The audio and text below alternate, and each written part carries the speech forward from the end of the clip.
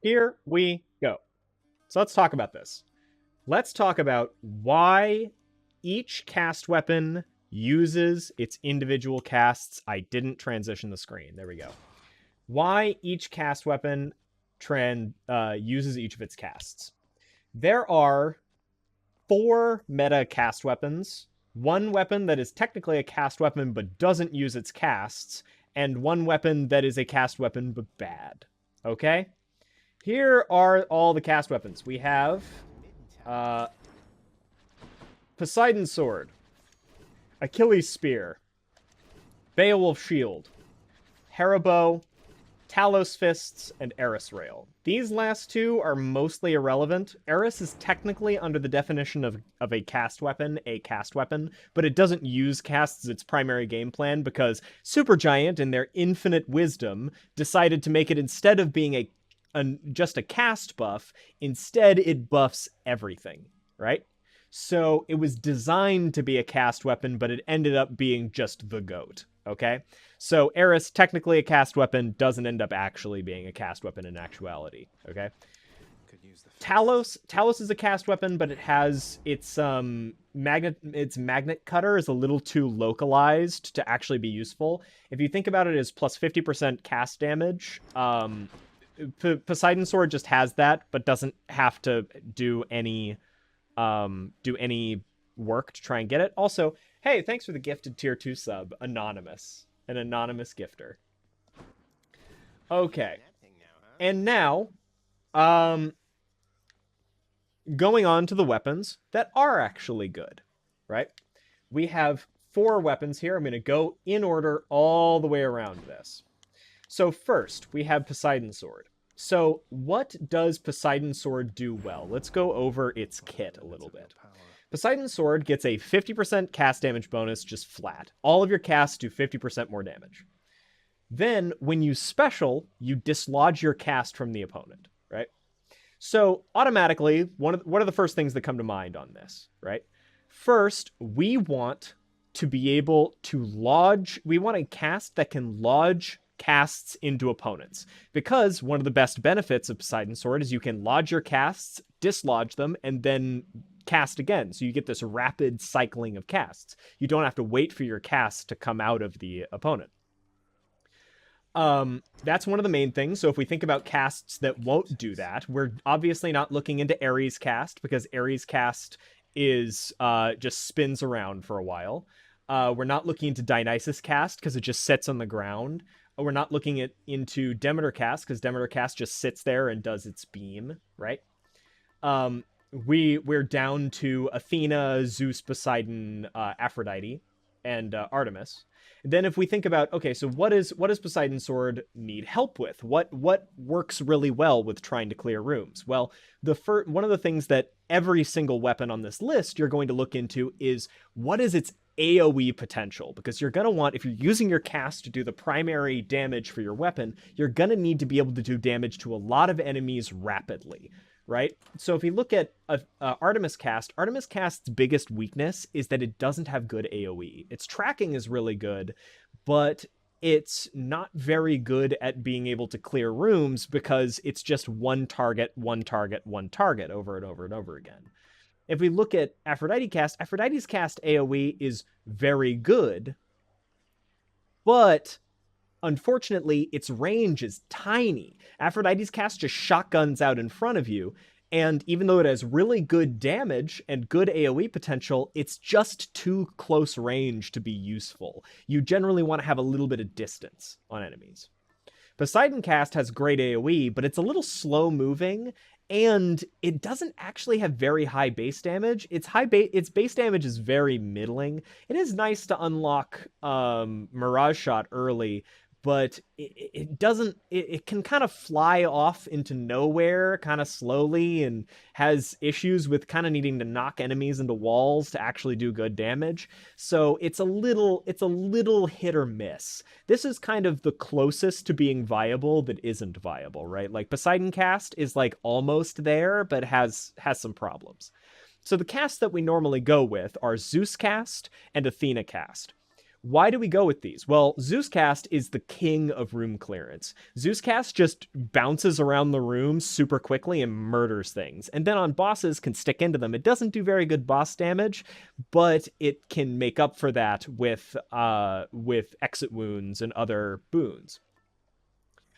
Athena Cast has really great base damage, really solid AoE when it hits things, doesn't bounce around the room like Zeus Cast does, but does have Lightning Phalanx, which is the Zeus and Athena duo boon. The Zeus Athena duo boon, what it does is that it makes it so that your Athena cast essentially becomes like Zeus cast. It sends a cast bouncing around the room. So you're able to with a little bit of luck, you're able to turn Athena cast into like a super high damage Zeus cast, right? Then those are generally what we go for on Poseidon Sword, is Zeus or Athena cast, and then the rest of them just have too many flaws to be very usable. So now let's move on to Achilles Spear.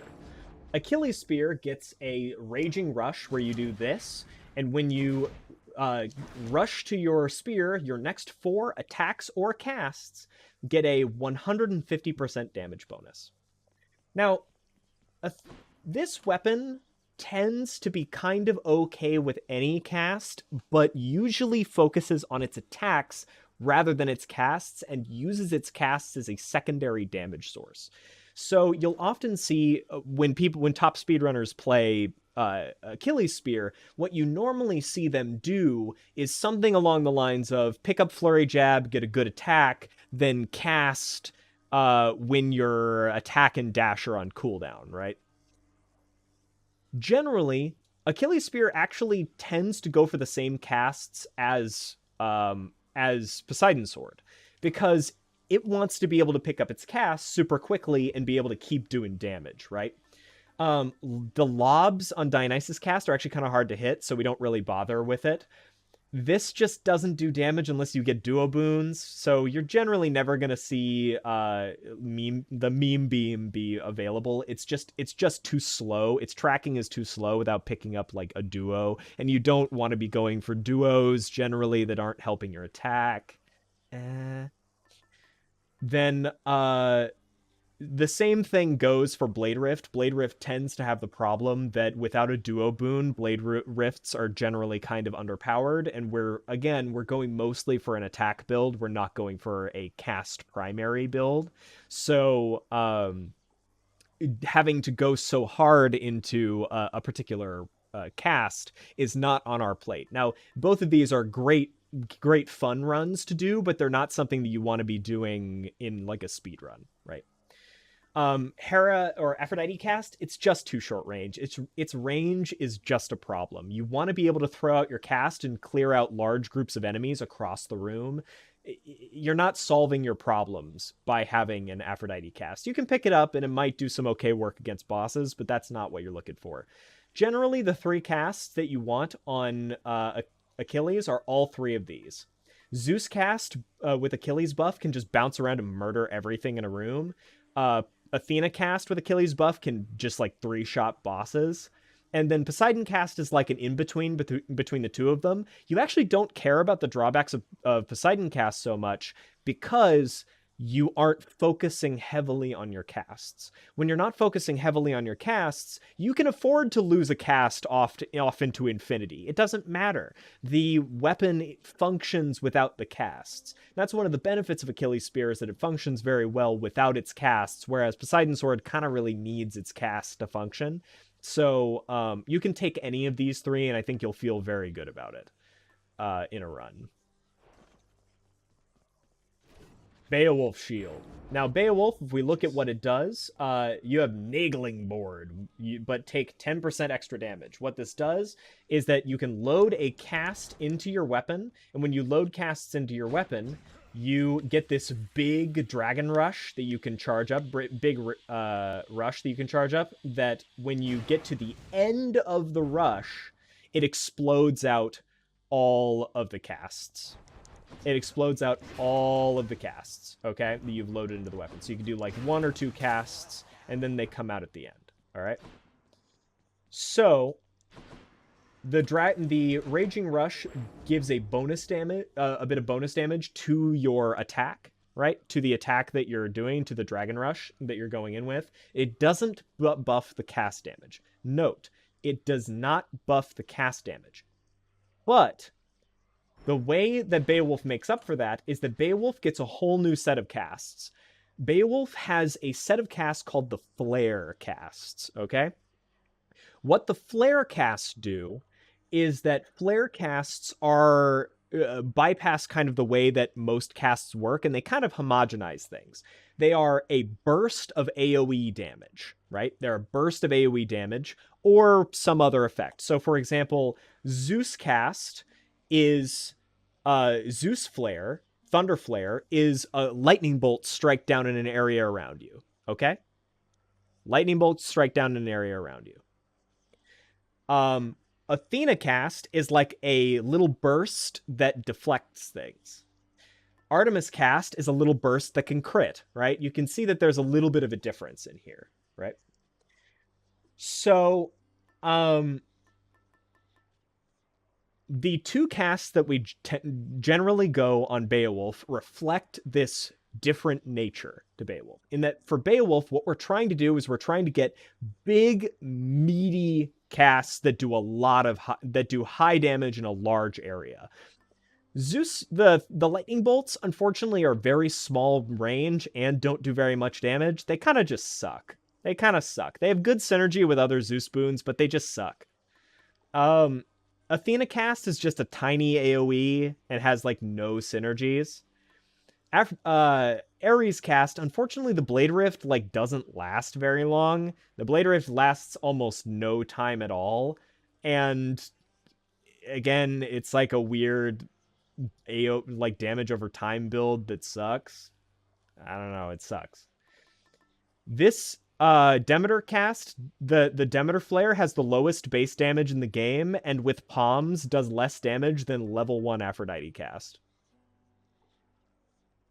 And its AoE is tiny. It's like so bad. Artemis cast, the AoE is like really small, and the crit chance is not very high, so it kind of sucks. So, what casts do we actually go for? The most common one that you see is actually Poseidon cast. Why? Beowulf doesn't have any inherent cast damage bonuses. It has no inherent cast damage bonuses. So what is the way that we tend to augment our damage? We augment it by getting Mirage Shot, the Poseidon Artemis duo boon. Poseidon cast's base damage is actually kind of low. Sadly, its base damage is pretty bad. You have to palm it a lot to make it work. However, it has a massive AoE, truly massive, largest AoE in the game, bar none. And it is a prerequisite for Mirage Shot, which means you don't have to pick up anything else besides an Artemis attack, which is the best attack on Beowulf, by the way, to be able to get Mirage Shot, which is great. So you're able to just AoE things down, super huge, massive AoE, grab Mirage Shot, kick ass. Other builds.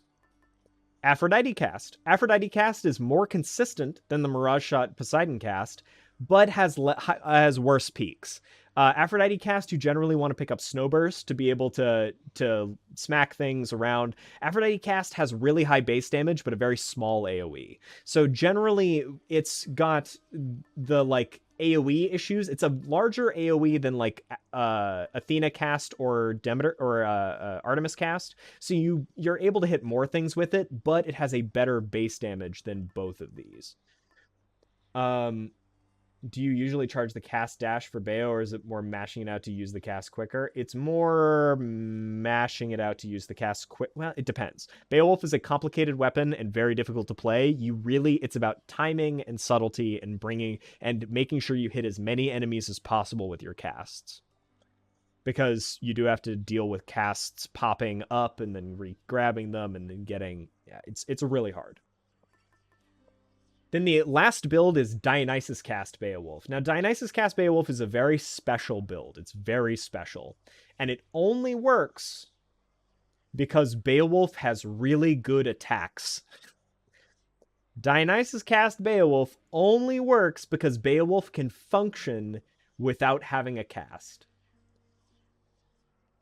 What you do on Dionysus cast Beowulf is you change your mirror. On your mirror, normally all of these cast builds run Infernal Soul. Dionysus cast is a little special in that it runs Stygian Soul. Now, why does it run Stygian Soul? Dionysus cast, when you land an AoE on the ground, right? When you land an AoE on the ground with Dionysus cast, it keeps the cast stone inside the pool of festive fog that is there until the festive fog expires. The only way to bypass this is to use Stygian Soul, because Stygian Soul, your cast stones recharge. Who cares? Now, it does come with a drawback, though, and the drawback is that you need to find +1 cast out of chaos, or you will not be able to compete. It's just worse than the other builds if you don't get a cast stone out of chaos in Tartarus. It's just strictly worse than the other builds if you don't do that. But what you get to compensate is the highest base damage cast in the game with a very large AoE. Not as big as Flood Flare, but still very large AoE and absolutely bonkers base damage. Its base damage is stupid. So it explodes things if you can actually get it working. So it's kind of like a high roll build. You'll see people play it a lot for like the very top end Beowulf times. The very, very, very top end Beowulf times are going to use Dionysus cast Beowulf. I mean, like, it can one-shot Hades. But it does take some setup, right? Now, for the last on our list, we have Hera Bow. Hera Bow. Now, Hera Bow is very interesting. It actually uses a cast that no other weapon on this list... Well, I guess it's used sort of. It's not the same cast. Whatever. Basically, Hera Bow has some flares and some regular casts. It actually is kind of weird. I believe it has like 1 or 2 flares, and then the rest of its casts are normal. So it's like an in-between between Beowulf and the others. It's very similar to Beowulf in how it functions, though. What it does is your cast loads your stones into your attack, and then on impact, they fire out, right? Now, the difference here is that Beowulf can't lodge casts into things. Hera Bow can. And where Hera Bow gets a bonus there, in their Bloodstone drop time is reduced to 5 seconds. Normally, your Bloodstone drop time is 15 seconds, I believe. It's either 12, it's like 10 or 15 seconds. It's really long. It's really, really, really long. So, you get this like massive spike of damage from being able to lodge your casts into people and then pop them out. Now, there's a cast on this list that we've neglected, right? And we're going to be using it here, and I'll explain why. So there's a couple of different builds that you can go for on Hera, and it's very interesting. There's some things you'd think might be good on it that aren't. So first, Demeter cast. I believe this just drops a crystal beam where you land, which sucks, so we don't do it. Ares cast. This just drops a Blade Rift where you cast, and Blade Rifts are slow and require a lot of setup and are generally bad, so we don't do it. Artemis cast, like, hits them and then it launches out a bunch of crit casts, which was, like, fine, but again, it has no AoE, which is the big struggle with Artemis cast, is you want AoE out of your cast, and this just doesn't have it. Dionysus cast, actually, weirdly, it can't do the same build as Diocast Beowulf. We've tried it. Unfortunately, Hera doesn't function well enough as a weapon without having its casts to be able to use this. You really want to be lodging your casts into things, then repicking them up and attacking really rapidly with your casts. You want to cast over and over and over and over and over again. And the Stygian Soul thing kind of just turns off your whole build. Like, it turns off it turns off the lodging bloodstones part of your build, which is kind of an important thing. So it's not what we tend not to use it. Zeus cast there's actually a period of time when people were trying to make Zeus cast work. The problem is that because it bounces around the battlefield, you still don't get to use the lodging thing, because like it never lodges into your opponent. It just goes, it hits them, and then it hits that enemy, and then it bounces around to other enemies. So it's like you don't want it. Two casts that have been played in top meta builds in the past but have been pushed out at this point are Poseidon cast and Athena cast. They both struggle with one of the same issues and one different issue, okay? So Poseidon cast has really good AoE and can knock enemies across the room and smash them into walls when you hit them with like multiple. Its problem is that one of its problems is that it can fly off into nothingness. It flies off into nothingness, and then it's really hard to pick back up. And another problem is it's dependent on having a wall near you to do good damage. It just has terrible... Its damage is pretty mediocre unless you can knock somebody into a wall. So generally, this one is not great. Not great. Athena cast has also been played in the past. What that generally got is it got Aphrodite and then got Parting Shot. So this is a Mirage Shot build. This is a Parting Shot build. The Parting Shot Athena cast was interesting. One of the problems is that it was very... backstabs are very inconsistent. You can never really be sure whether or not you're going to backstab. Sometimes you backstab from the front. Sometimes you backstab from the back. Sometimes you don't backstab at all. You have no idea. And then also, Athena cast has an issue where it can fly off into nothingness. And if you don't hit something perfectly, like there's some enemies like shield guys can just block it and have it pass through them, then fly into infinity, and then you lose your casts forever, and it sucks. So these two were at one point thought to be pretty good, but they're a little weak. So the last cast on the list is Aphrodite cast. And this is actually what we play. Why? Your range issue doesn't matter, because the casts get loaded into the weapon and they fire wherever the enemy is.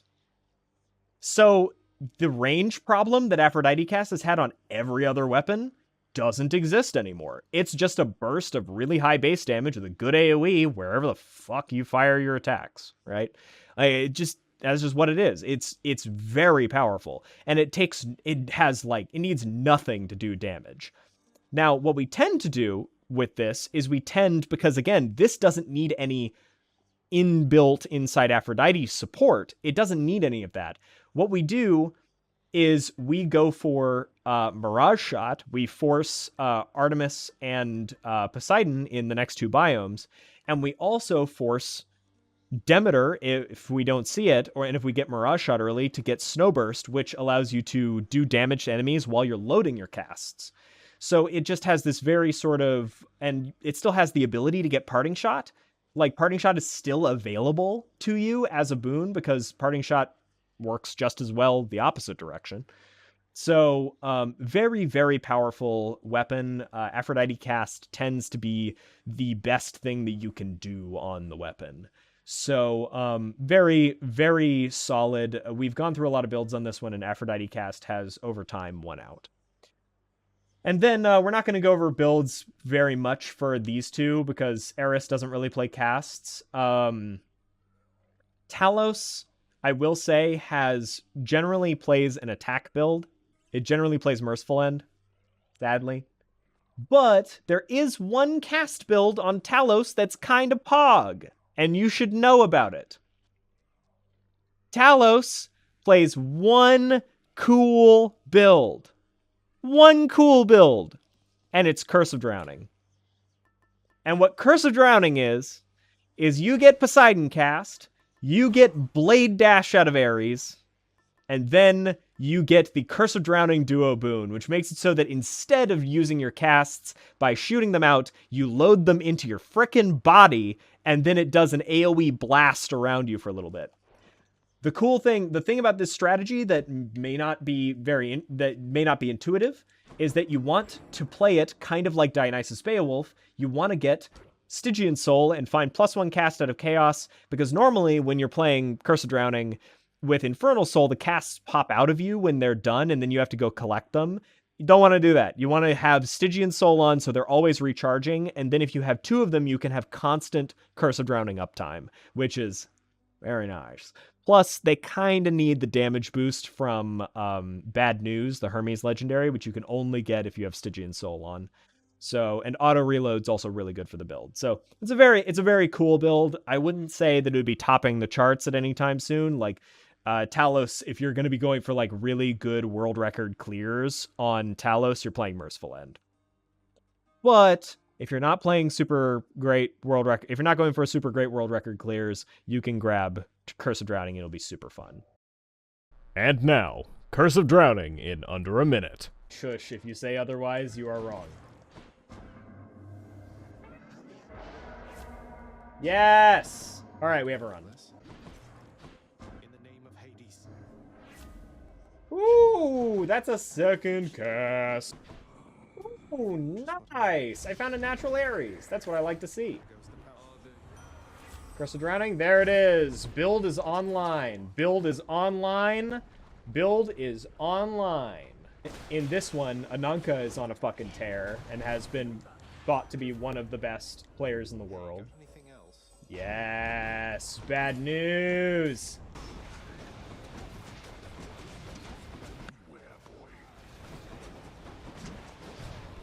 Ouch.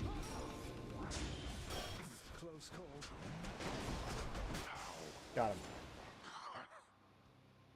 That was almost a sub 10 with this build without on a 3 sack. That was really good. That was actually really good.